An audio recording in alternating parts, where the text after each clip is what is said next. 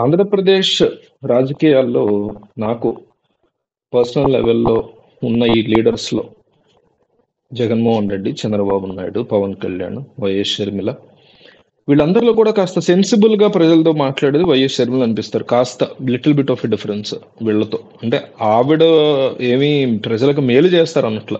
మాట్లాడే విధానంలో కాస్త సెన్సిబిలిటీ కనిపిస్తది అంటున్నా అంతే. ఎందుకంటే పోలవరం అనండి, ప్రత్యేక హోదా అనండి, జగన్మోహన్ రెడ్డి తీసుకొస్తానని తీసుకురాలేనివి అట్లా తీసుకురాకపోవడానికి బీజేపీ కేంద్ర ప్రభుత్వం కారణం అవడాన్ని ఆవిడ కరెక్ట్‌గా ప్రశ్నిస్తున్నారు. అంటే కాంగ్రెస్‌లో ఉన్నారు కాబట్టి అట్లా ప్రశ్నించొచ్చు. అదే వ్యక్తి బీజేపీకి పీసీసీ అధ్యక్షురాలంటే ప్రశ్నించకపోయేవారు. ఈ రాజకీయ నాయకులు ఏమంటారు దాన్ని ఊసరవెల్లి కంటే కూడా చాలా దారుణంగా రంగులు మారుస్తుంటారు. సో వైఎస్ షర్మిల కాంగ్రెస్ పార్టీకి పీసీసీ అధ్యక్షురాలుగా ఉన్నారు. రీసెంట్ గానే తన అఫిడవిట్ ని కూడా పొందుపరిచారు. ఈ 82 కోట్ల వ్యవహారం ఏంటి, తన ఉదయం దగ్గర 19 లక్షల వ్యవహారం ఏంటి అని మనం ఆల్రెడీ ఒక వీడియోలో మాట్లాడుకున్నాం.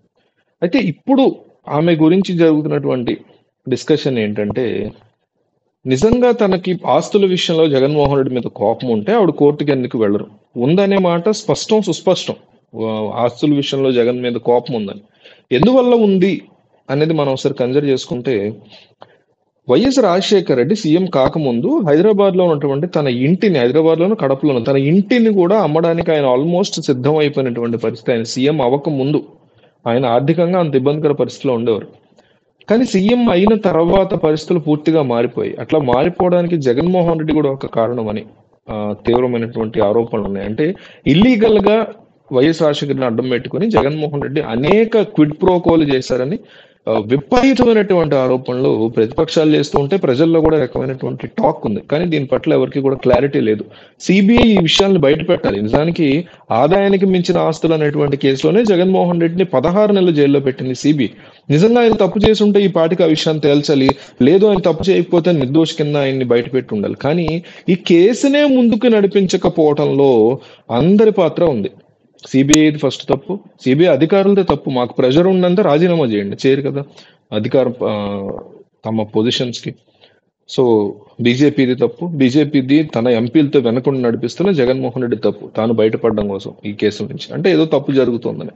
సో ఈ కేసుల విషయంలో మనకి వైఎస్ షర్మిల ఎందుకు లీగల్ గా ముందుకు వెళ్ళరు? ఎందుకంటే వైఎస్ రాజశేఖర రెడ్డి కొడుకుగా ఆయన సాధించను కాబట్టి. అయితే ఇక్కడ ఉన్నటువంటి బిగ్గెస్ట్ లొసుగు ఏంటంటే, పిత్రార్జితం కిందకి రావు ఇవన్నీ. మనకు ఆల్రెడీ తండ్రి లేదా తల్లి నుంచి వచ్చినటువంటి ఆస్తుల్లో కొడుకు ఎంత న్యాయము, కూతురు కూడా అంతే హక్కు ఉంటుంది. న్యాయం కాదు, హక్కు ఉంటుంది అనేటువంటి సెక్షన్ చట్టాలు ఆల్రెడీ ఉన్నాయి. ఒకవేళ లేకపోయినా మనం తెచ్చుకోవాల్సిందే, బట్ ఉన్నాయి. సో అందులో భాగంగా వైఎస్ రాజశేఖర రెడ్డి యొక్క ఆస్తుల్లో తనకి సగం కావాలి అని షర్మిల ఎందుకు ముందడుగు వేయరు అనేది చాలా మందిని తొలిచేస్తున్న ప్రశ్న.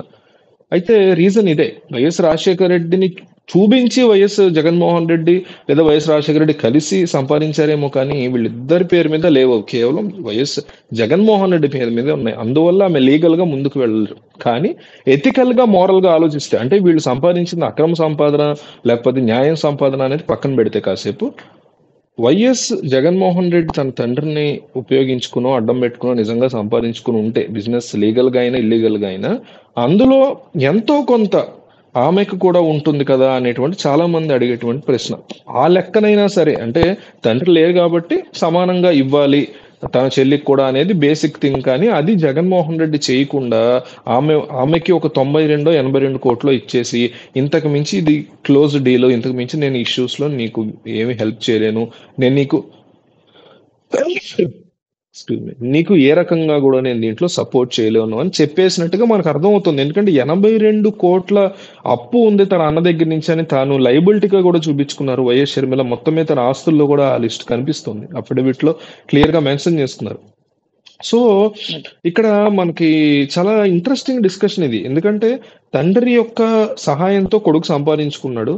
కొడుకుదే అక్రమమైన సక్రమమైన కొడుకే కష్టపడి మంచి చేసో చెడు చేసో బిజినెస్ తెలివిగా చేసో సంపాదించుకున్నాడు.